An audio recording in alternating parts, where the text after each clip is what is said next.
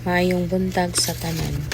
This report highlights the discussions and learnings gikan sa mga meeting from May to July 2026. Niadtong May 19, monthly report of daily activities. Pagka June 15, realignment of monthly meeting and assessment nga gibase sa job description. Sa July 2, meeting with IT coordination to implement the data batch upload deposit slip. Ang tumong niini nga panagtigom mao ang pagpalambo sa inadlaw-adlaw nga operasyon sa cashiering section ug ang pag-align pag-usab sa sistema sa report base sa aktual nga mga tahas sa trabaho. The key learning mao ang importance sa accuracy, proper documentation o teamwork. Busa among recommendation mao ang pag-double check sa reports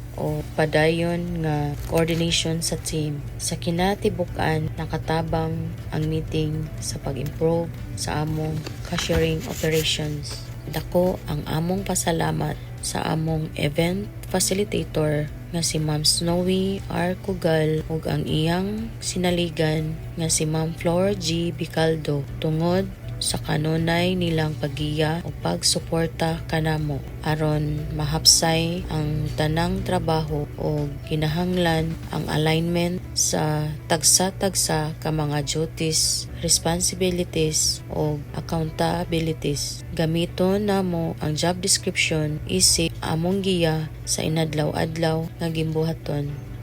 Daghang salamat.